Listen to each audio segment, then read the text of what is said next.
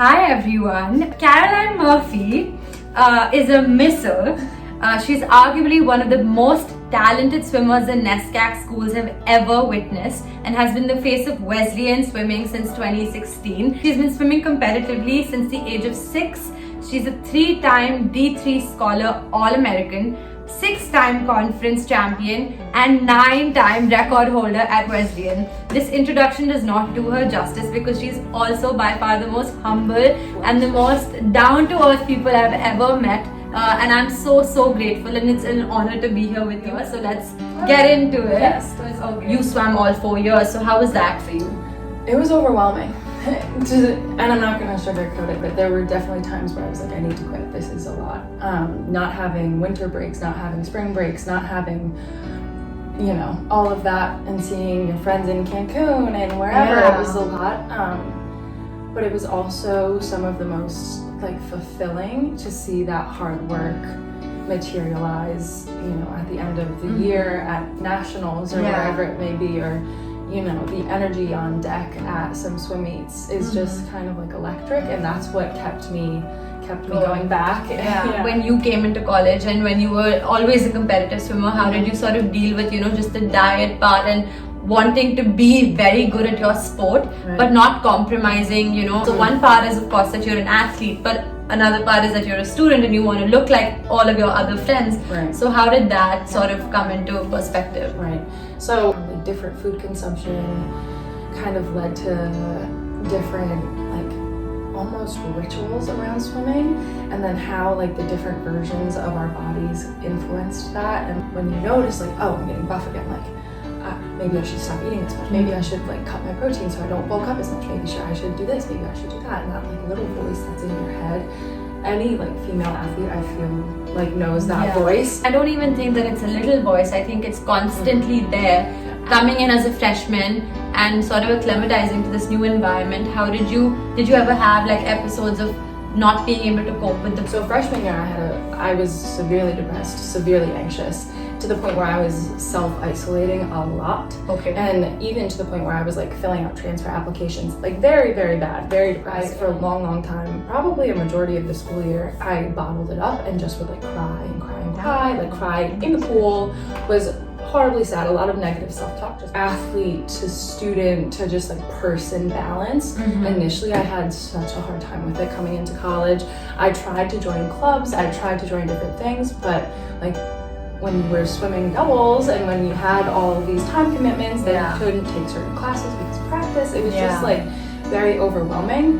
But what I found helped me a lot is I would try to still schedule time with my non-swimmer friends to go have dinner, talk about swimming, be my creative self and be expressive in that way. So being a swimmer, that's not your only identity. So that's a great way to balance it out. Did you ever seek help, and what kind of resources did you make use of while you were at Wesleyan? Speaking to a therapist, that really helped. So I went and saw CAPS, which is the on-campus thing. And so I spoke to them a couple times, and it was very helpful to have that third person. Taught me a lot of tools, and I kept that negative self-talk dialogue a lot in my head, and I've been working really hard to negate that and just if you're not going to love your body and be proud of your body, who is? Sort of thing.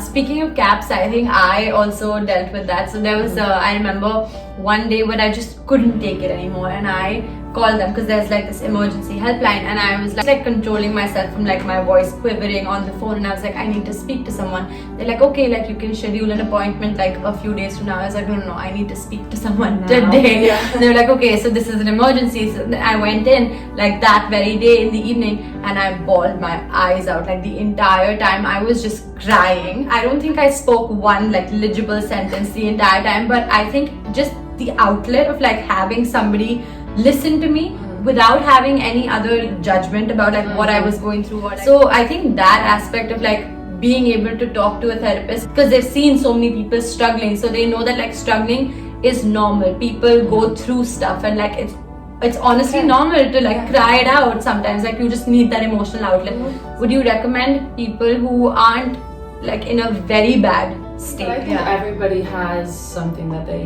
want to talk about to someone who like has no context other than their own story. And you know, just having someone listen and be able to listen is a really helpful thing, just because you're not carrying that weight, even if it's not necessarily like covering all your thoughts all the time, like a heavy burden, even if it's just something small that's been like making you a little bit anxious or like keeps popping up. Like, it's okay to let it out and go talk to someone. You know? Yeah, I think so. I started going to therapy again like regularly at the beginning of this year, and since then, like, I think I've made a lot of progress. But sometimes I'm just like, I have a session with her and I don't know what to speak about because there isn't something wrong with my day. But at the same time, like, I'm just like, I don't want to like not have sessions because, you know, for example, like a plant, would you only water it when it's rotting? No, right? So this is self-care, like talking it out and like being vocal about everything, at the smallest and the most minute things that might be bothering you. Yeah, I think that helps a lot.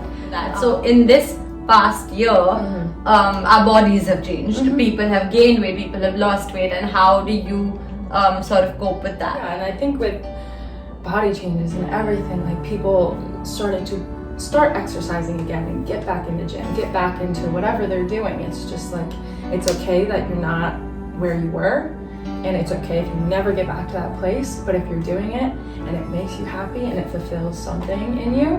And one of my aunts, she's badass. She always says like, live your bliss.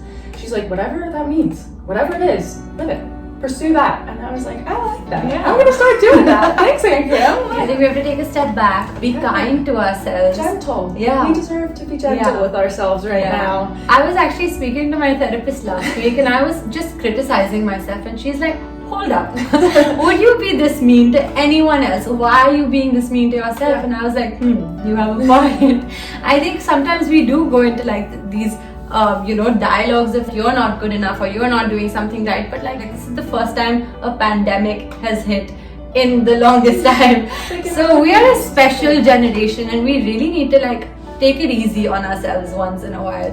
Okay, so now we're moving towards the end of the talk, so I'd like to summarize, and in fact I'd want you to take the reins of it and like probably just, you know, impart a message to all the girls and boys out there. Don't let anyone discourage you from pursuing what you want. Yeah, and like you said, like taking it slowly, like at least progressing, even if it is the smallest of the steps. Positive self-talk, positive reinforcement just from yourself, even if it's like, okay, I clean my room, I get a piece of chocolate, like whatever. It's that energy that you put out there, and then that's what you attract. Moving forward, being grateful, positive, celebrating the little achievements, I think that's where we would like to culminate this. Thank you so much for coming, and I'm so happy that you were our first guest. I'm honored, truly honored.